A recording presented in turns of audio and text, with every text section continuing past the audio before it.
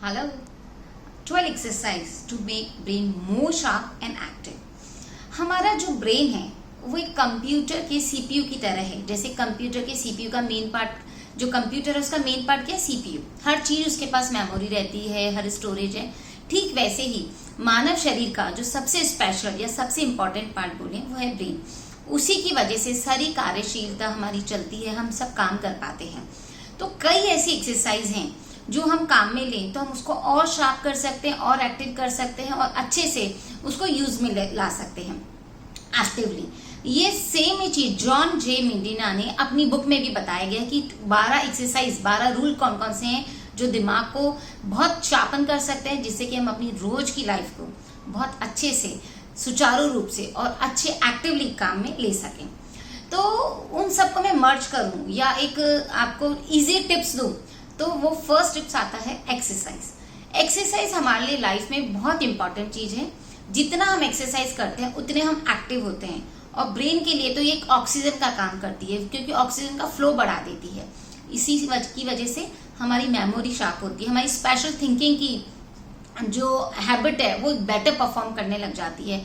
और रिसर्च के अनुसार भी कहा गया कि अगर दो आदमियों को लिया जाए एक पर्टिकुलर एज के बाद भी, 50+ एज वालों को भी एक रिसर्च की गई है, जिसके अंदर देखा गया कि एक आदमी जो एक एक्सरसाइज करता है और एक आदमी जो एक्सरसाइज नहीं करता है, उन दोनों के ब्रेन के अंदर के सिस्टम में या ब्रेन के वजह से जो उनमें फर्क आता है कि एक तो पूरा एनर्जेटिक रहता है, एक स्वस्थ रहता है, एक पॉजिटिव सोचता है, और जो दूसरा एक्सरसाइज नहीं कर रहा है वो एकदम डल, डिप्रेस और एकदम बीमार सा फील करने लग जाता है। तो एक्सरसाइज हमारे ब्रेन के लिए एक ऑक्सीजन का काम करती है, उसका फ्लो बढ़ा देती है। हमें रेगुलर बेसिस पे एक्सरसाइज करते रहना चाहिए, जिससे कि हम लोग एक्टिव रहे और हमारा ब्रेन भी एक्टिव रहे। Second is survival.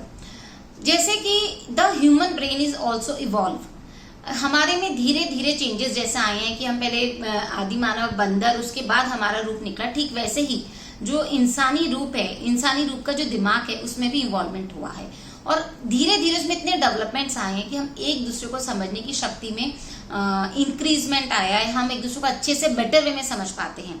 तो ठीक उसी तरीके से हमें सर्वाइवल के लिए धीरे धीरे हमारे ब्रेन को भी शार्पन करते रहना चाहिए और उसको चेंज करते रहना चाहिए सिचुएशन के अनुसार, और एक दूसरे को समझने की शक्ति में बढ़ने के लिए सहनशीलता लाने की जरूरत है और एक दूसरे को बेटर अंडरस्टैंडिंग की जरूरत पड़ती है।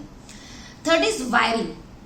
हम सबकी जो ब्रेन की वायरिंग है वो थोड़ी डिफरेंट करी हुई है। सबका एक जैसा ही वायरिंग नहीं किया होगा, नहीं तो सब एक ही तरह के होते, एक ही सोचने समझने की शक्ति होती, सबकी इमोशंस एक ही होते हैं, बट वायरिंग डिफरेंट है।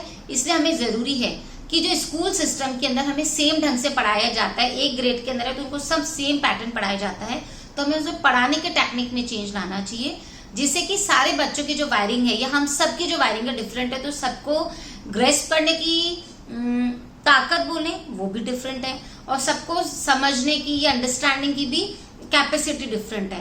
तो सबकी वायरिंग के हिसाब से उसको समझ करके ही हमें एक दूसरे के साथ कनेक्शन करना चाहिए, उन्हें समझाना चाहिए। फोर्थ बोलो तो अटेंशन। हमारा दिमाग का जो एक चीज पे जो मोस्टली कॉन्सेंट्रेशन जाता है, अटेंशन जाता है, वो 8 सेकेंड होता है।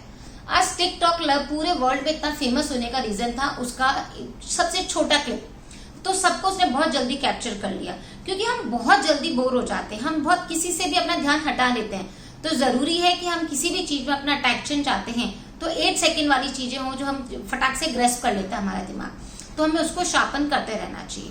Fifth is memory. मेमोरी को शार्प करने के लिए जरूरत है उसको बार बार रिपीट करें। जितना हम रिपीट करेंगे, चाहे बोलने में रिपीट करें, चाहे लिखने में रिपीट करते रहें, चाहे राइटिंग में रिपीट करें, तो जितनी ये एक्सरसाइज हम करते रहेंगे तो हमारी मेमोरी और शार्प होती जाती है और हम लोग हर चीज को बेटर वे में ध्यान कर पाते हैं, उसको यूज कर पाते हैं और उसको कहीं ना कहीं कॉपी पेस्ट कर पाते हैं, क्योंकि हमारी तब हर चीज दिमाग में सेट है। तो जब जहां जैसी जिस चीज की जरूरत होती है हम इजीली उसको इम्प्लीमेंट कर पाते हैं। And the 6th point is sleep. जितना अच्छा हम सोते हैं, जितना फ्रेश उठ पाते हैं, तो दिमाग को भी तरोताजा रखने के लिए, एक्टिव रखने के लिए हमको 8 से 10 घंटे की नींद बहुत ज्यादा जरूरी है। अगर हम साउंड स्लीप सो जाते हैं तो हमारा ब्रेन बहुत अच्छे से काम करने लग जाता है, क्योंकि और बीच बीच में दिन भर में भी अगर हम पावर नैप ले लेते हैं तो हम 2 घंटे का काम 1-1.5 घंटे में ही कर पाते हैं, क्योंकि वो एक हमारे शरीर को, हमारे दिमाग को एक ऊर्जा देता है। 7th is stress. बहुत ज्यादा स्ट्रेस लेने से भी हम दिमाग को परेशानी करते हैं, हम उसके पास तो सॉल्यूशन तो नहीं है। जैसे कई बार बोला जाता है कि कई प्रॉब्लम्स हैं, अगर हमारे पास उसका सॉल्यूशन है तो परेशान होने की कोई जरूरत ही नहीं है, और कोई प्रॉब्लम ऐसी है जिसका हमारे पास सॉल्यूशन ही नहीं है तो परेशान करके होके हम कर क्या लेंगे। सो डोंट बी स्ट्रेस्ड, हमेशा जो चीज हो रही है उसको ठीक से समझिए, उसके अनुसार एक्शन लीजिए और उस एक्शन के हिसाब से आप कार्य करने लग जाएंगे। पर उसको टेंशन में लेकर के या बर्डन समझ के आप काम करेंगे तो काम नहीं होगा। जितना दिमाग को फ्रेश रखेंगे, स्ट्रेस फ्री रखेंगे, हम उतना अच्छा से कार्य कर पाएंगे। इट इज विजन, हमारा विजन जितना शार्प होगा, जितना हम आगे का देखेंगे, आगे का सोचेंगे, तो उतना हमारे दिमाग के लिए एक एक्सरसाइज होती है, हम उसको काम करने के लिए प्रगतिशील बनाते जाते हैं। तो हमेशा विजन देखें और हायर विजन देखें। 10th इज एक्सप्लोरेशन, हम जितना एक्सप्लोर करेंगे, जितना हमने विजन देखा उसको और एक्सप्लोर करो, उसको और डीपली देखो और प्रेजेंट में फील करो, और हम कैसे उस चीज को यूज कर सकते हैं। जितना एक्सप्लोर करेंगे तो ये सारी चीजें दिमाग के लिए एक एक्सरसाइज का काम करती जाती है। 10th बोले तो जेंडर, सारे जेंडर्स के लिए अलग अलग हार्मोन्स क्रिएट होते हैं। जैसे आदमी का हम देखें, उसके दिमाग के अंदर ज्यादा वो बहुत सोशलाइज नहीं होते हैं, वो बहुत गॉसिपिंग वाले नहीं होते हैं, थोड़ा उनमें ड्रिंकिंग हैबिट्स होती हैं, या वो बहुत इमोशन नहीं होते हैं, और जबकि फीमेल्स एकदम अपोजिट होती हैं। तो एक जेंडर के हिसाब से भी हमारे दिमाग में एक हार्मोन्स रिलीज होते हैं, उसका भी हमारी ब्रेन के ऊपर काफी इफेक्ट पड़ता है। एक इज म्यूजिक, जितना हम म्यूजिक से कनेक्ट होंगे उतना हम फ्रेश फील करते हैं। अगर हमें कोई टेंशन है, कोई प्रॉब्लम है हमको, या घबराहट है, कोई टेंशन आ गई है, तो हम जितना म्यूजिक के पास चले जाएंगे तो हमारा दिमाग रिलैक्स हो जाता है, हम काम हो जाते हैं। इसके लिए मेडिटेशन भी कर सकते हैं, तो हमारे दिमाग को रिलैक्सेशन मिलता है और हम बेटर वे में परफॉर्म कर सकते हैं। And the last point is sensory systems, हमारे दिमाग के पास, जो हमारे बॉडी के पास सेंसरी सिस्टम होते हैं, वो किसी एक की वजह से दिमाग के पास इंडिकेशन नहीं जाते हैं, वो सबका इन्वॉल्वमेंट होता है, उन सबके इन्वॉल्वमेंट से ही ब्रेन के पास मैसेज रहते हैं।